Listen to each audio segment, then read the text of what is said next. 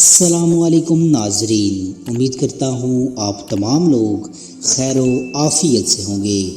ہمارا آج کا ٹاپک غزوہ بدر میں ہمارے لیے اسباق۔ حضور سید عالم صلی اللہ علیہ وآلہ وسلم اور صحابہ کرام رضی اللہ تعالیٰ عنہ نے جب ہجرت مدینہ فرمائی تو قریش مکہ نے اسی وقت سے ہی مدینہ طیبہ پر حملے کی تیاریاں شروع کر دی تھی۔ کفار کے انہی عزائم کے نتیجے میں غزوہ بدر اسلام کا پہلا اور عظیم الشان معرکہ برپا ہوا۔ اس غزوہ میں حضور نبی کریم صلی اللہ علیہ وآلہ وسلم اپنے 313 جانثار ساتھیوں کے ساتھ مدینہ منورہ سے روانہ ہوئے۔ 17 رمضان جمعۃ المبارک کے دن جنگ بدر کی ابتدا ہوئی۔ بدر ایک گاؤں کا نام ہے جو مدینہ طیبہ سے تقریباً 80 میل کے فاصلے پر ہے۔ یہاں پانی کے چند کنویں ہونے کی وجہ سے ملک شام سے آنے والے قافلے اسی مقام پر ٹھہرا کرتے تھے۔ مورخین نے اس معرکے کو غزوہ بدر الکبریٰ، غزوہ بدر العظمیٰ لکھا ہے، لیکن اللہ تبارک و تعالیٰ نے قرآن مجید میں اس معرکے کو یوم الفرقان یعنی حق و باطل کے درمیان فرق کرنے والا دن کے نام سے تعبیر فرمایا ہے۔ یعنی وہ دن ہے کہ جب حق و باطل، نیکی و بدی اور کفر و اسلام کے درمیان فرق واضح ہو گیا۔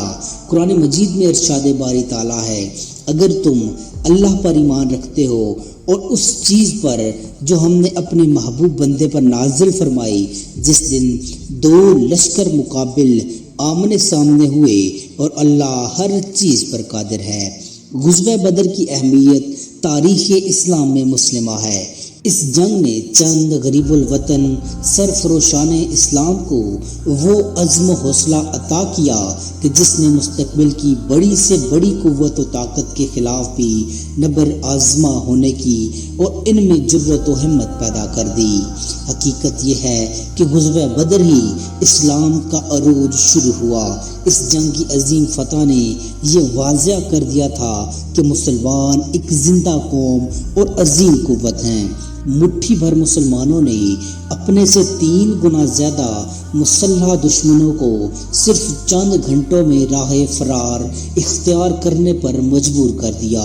اس غزوہ کے واقعات کو آیات قرآنی کی روشنی میں بغور دیکھا جائے تو یوں محسوس ہوتا ہے کہ یہ ایک معجزے سے کم نہیں۔ اس وقت کے معروضی حالات گواہ ہیں کہ اس عظیم واقعے کے بعد لوگوں کو اسلام کی حقانیت و صداقت اور آفاقی پیغام رشد و ہدایت پر کامل یقین آ گیا اور لوگ جوق در جوق اسلام قبول کرنے لگے۔ اب ہم حالات حاضرہ کے تناظر میں اس بات کا جائزہ لیتے ہیں کہ اس عظیم معرکے سے بحیثیت مسلمان انفرادی و اجتماعی زندگی کے لیے کیا اسباق پوشیدہ ہیں۔ آج بھی مسلمان اس غزوہ کے اسباق و عوامل کو اپنا کر اپنا نشانہ ثانی کا سفر شروع کر سکتے ہیں۔ پہلا سبق ہمیں مساوات کا ملتا ہے۔ مدینہ طیبہ سے روانگی کے وقت 70 یا 80 اونٹ کا قافلہ تھا۔ یہ ضابطہ طے ہوا کہ ہر 3 افراد باری باری ایک منزل تک اونٹ پر سوار ہوں گے۔ حضور صلی اللہ علیہ وآلہ وسلم سپہ سالار ہونے کے باوجود اس اصول کی پاسداری فرماتے ہوئے اپنی باری پر اونٹ پر سوار ہوتے اور پھر اتر کر پیدل چلتے۔ دوسرا سبق یہ حاصل ہوتا ہے کہ درست مشورہ ماننا سنت نبوی صلی اللہ علیہ وآلہ وسلم ہے، خواہ مشیر، عمر اور رتبے میں کمزور ہی کیوں نہ ہو۔ حضور صلی اللہ علیہ وآلہ وسلم نے جنگ کے لیے ایک جگہ منتخب فرمائی، لیکن حضرت حباب بن منظر رضی اللہ تعالیٰ عنہ نے عرض کیا کہ یا رسول اللہ صلی اللہ علیہ وآلہ وسلم، جنگ کے لیے دوسری جگہ زیادہ موزوں ہے جہاں کنویں اور چشمے موجود ہیں۔ آپ علیہ الصلوۃ والسلام نے فوراً اس مشورے کو شرف قبولیت سے نواز دیا۔ تیسرا سبق، بندہ مومن مشکل وقت میں اللہ ہی کی بارگاہ میں جھکتا ہے، اس سے دعائیں کرتا ہے۔ اس غزوے کے دوران احادیث میں نبی کریم صلی اللہ علیہ وآلہ وسلم کی 10 دعائیں مذکور ہیں جو آپ صلی اللہ علیہ وآلہ وسلم مختلف مواقع پر کرتے رہے۔